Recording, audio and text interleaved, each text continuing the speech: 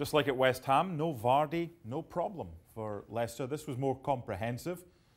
And they didn't need their talisman today, did they? They were excellent. They were excellent, but it shows you once again, if you try and play out from the back and you're not very good at playing out from the back, you're going to cause yourself problems. And that's what happened with Newcastle, and Leicester made the most of it. They had a good shape, they know when they want to press, they know when they want to drop off, and they pressed at the right time. Lejeune made a couple of mistakes, and suddenly Leicester were 2-0 up. And they're the sort of side, when teams are trying to chase the game and trying to push high up the field, they can counter-attack, even with no Vardy.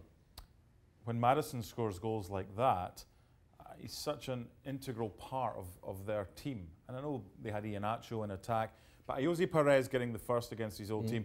But Maddison was a great goal, but when will Newcastle learn? You can't play those type of balls because they're going to get you into trouble. Yeah, you can't.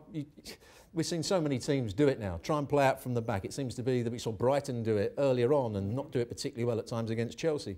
And Newcastle made some bad mistakes, and once you find yourself 2-0 down chasing the game against the side of Leicester's quality, it's always going to be difficult. But Maddison, you know, I was always wary, was he going to be a player that could do both sides of the game, press the ball and be creative? He's proven that he can do both those things. His technique is excellent, he's got the vision to pick out a pass, he makes good decisions with the ball. He's now working hard to close it down and win it back, something that Brendan Rodgers has really worked hard with him over the last year or so. So Leicester look a good side. Yes, they got their tactics completely wrong against Liverpool, but apart from that game, I think they've looked a very good side. Well, they've bounced back well, haven't they, from those two defeats? The win at West Ham and now the win at Newcastle. What's the biggest thing that Brendan Rodgers has done to turn this team around? Understanding of and giving them a game vision or game plan, a vision of how they want to play, a philosophy of how they want to play. And he's got that absolutely right. They do the same things most weeks. They changed it slightly today. He played with 3 at the back. Fuchs came in, but they obviously worked hard enough on the training ground that they knew where their switches of play were. They could get Chilwell forward down that right-hand side, Pereira down the right-hand side, Chilwell down the left-hand side. So I think what he's done, he's given them an understanding of how they want to play both with and without the ball. You can see a game plan. That wasn't happening under the previous managers, and it was quite negative under the previous managers. Second in the table, that's their 7th away win of the season in the Premier League.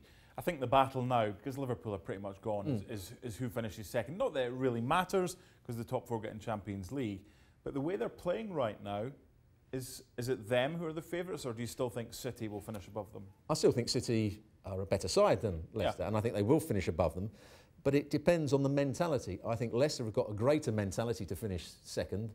Manchester City have already given up on the league by the way Pep Guardiola's talking, and they're going to put most of their eggs in the Champions League basket and maybe the FA Cup basket. So I think it's going to be an interesting one. Man City may just pip Leicester. What about Newcastle? Because that defeat against Everton recently was a rare one, and this is the first time they've lost back-to-back games at home since the first game of this season and the last game of last season. They built their kind of fortress of St James's Park and doing well there. They were thumped today. Is that a big concern? Yes, that's a concern to a certain degree, but I think Newcastle have enough about them. Steve Bruce has got a lot of experience. I think he'll keep them calm. He'll make sure that they don't get too despondent about these results. They'll have enough to stay up, I think, just about. But they need to get their front players, Almiron running with the ball, and Johnson. You know, they're good players. Well, he needs to start scoring. He needs to start scoring, but he's making the right sort of runs. They've got some different midfield players that they can bring in and out the side. So I think Newcastle will be okay. Do they need to add in January? Well, that's a question that everybody keeps asking about every team.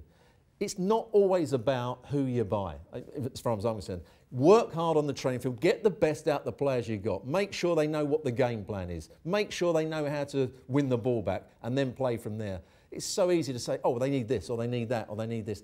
That doesn't work for me. Work harder on the training field with the players you've got. It's probably easier to do that than to get money out of Mike Ashley. That's another story. Leicester with a comfortable win at Newcastle today. Thanks so much for watching ESPN on YouTube. And for more sports highlights and analysis, be sure to download the ESPN app. And for premium content and live streaming, subscribe to ESPN Plus.